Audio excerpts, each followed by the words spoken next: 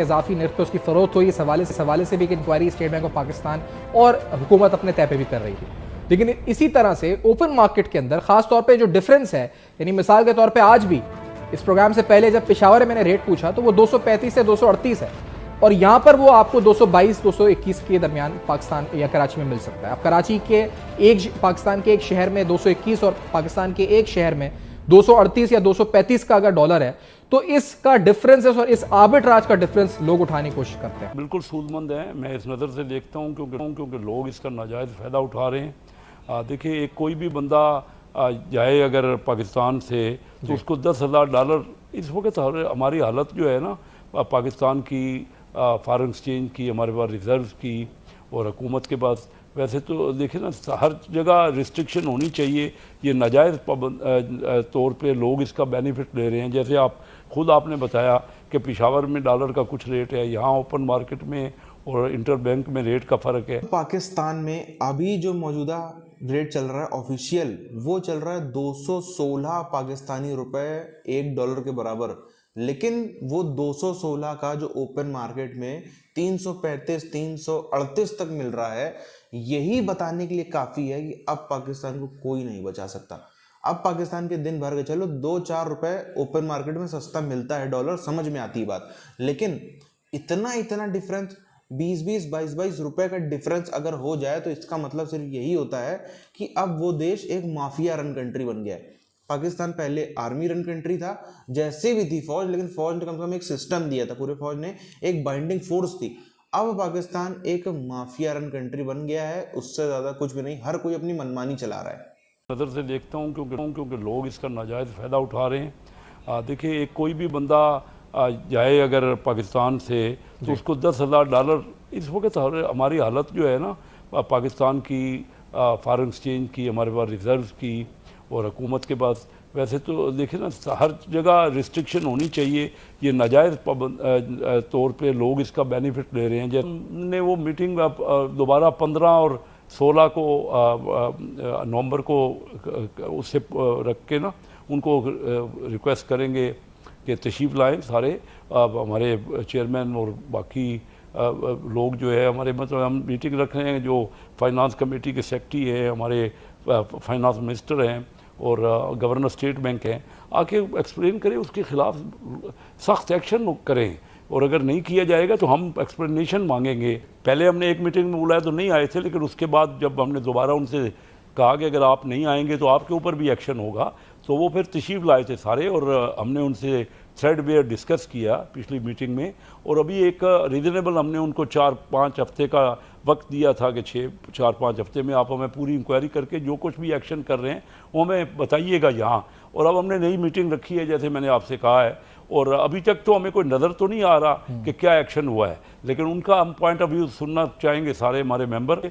लेकिन हालात जो है वो तो कंट्रोल में नहीं है, हम ना हमारा रिज़र्व बढ़ रहे हैं, और हमारी इंपोर्ट जो अगर कम हुई है ना तो फिर रेवेन्यू शॉर्ट हो गया है। देखिए ना, कोई एक नहीं है ना, इकानमी पे तो बड़ी सख्त नज़र रखनी है, सबको मिलजुल के काम करना है। इस वक्त हम काफ़ी हमारे मुल्क की जो मुआशी मसाइल हैं उलझे हुए हैं। जो फॉरेन एक्सचेंज एक्ट है 1947 की, उस कानून के खिलाफ, यानी उस कानून के बरखिलाफ जो भी इलीगल एक्सचेंज बिजनेस कर रहे हैं उसके खिलाफ कार्रवाई की जाएगी, क्रैक डाउन किया जाएगा, सख्त एक्शन होगा।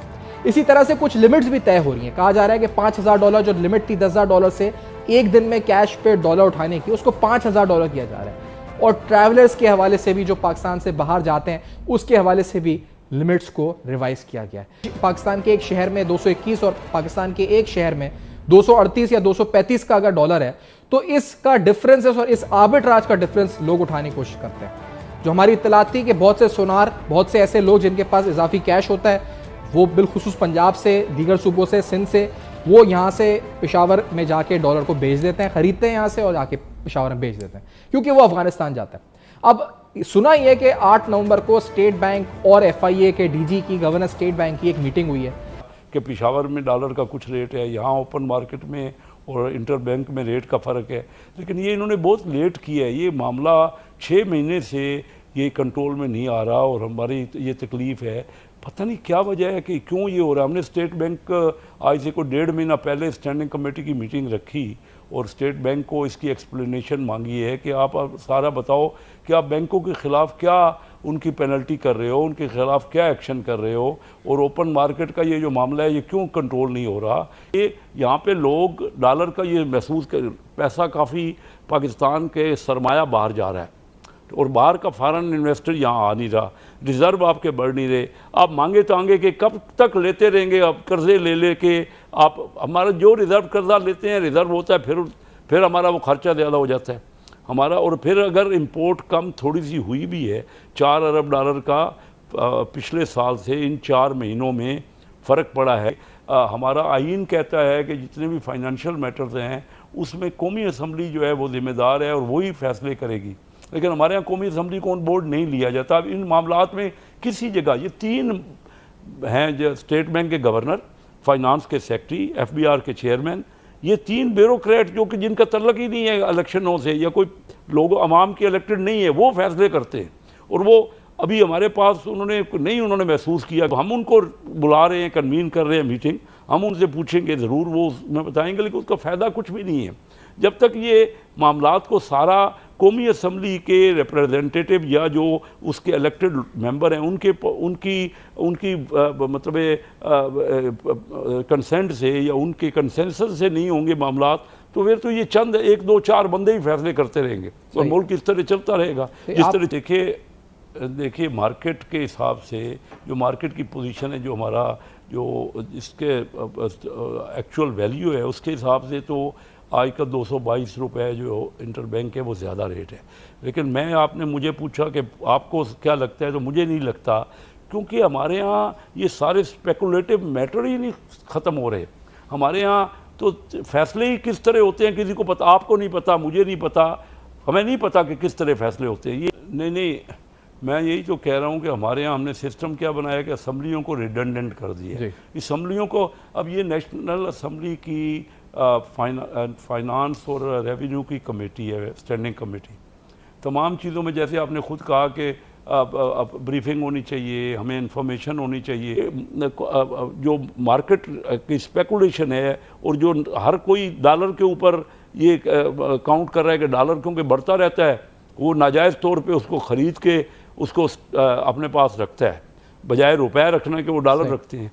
तो ये मुझे नज़र नहीं आ रहा कि 200 रुपया हो जाएगा, कि पेशावर में डॉलर का कुछ रेट है, यहाँ ओपन मार्केट में और इंटर बैंक में रेट का फ़र्क है, लेकिन ये इन्होंने बहुत लेट किया है। ये मामला 6 महीने से ये कंट्रोल में नहीं आ रहा और हमारी ये तकलीफ़ है, पता नहीं क्या वजह है कि क्यों ये हो रहा है। हमने पाकिस्तान को एक माफिया रन कंट्री क्यों बोला जाएगा, सिर्फ इसीलिए क्योंकि जो बड़ा माफिया है वो तो माफिया है ही, हर छोटा छोटा आदमी जिसके पास में इतनी सी भी ताकत है ना वो भी माफिया बन जाता है। पाकिस्तान में स्थिति यही हो गई है। अगर कोई पाकिस्तानी किसी मेडिकल स्टोर पर दवा लेने जाए जिस दवा की कीमत फॉर एग्जांपल 50 रुपए है, वहां पर जाकर के उससे साफ बोला जाता है कि 150 में मिलेगी।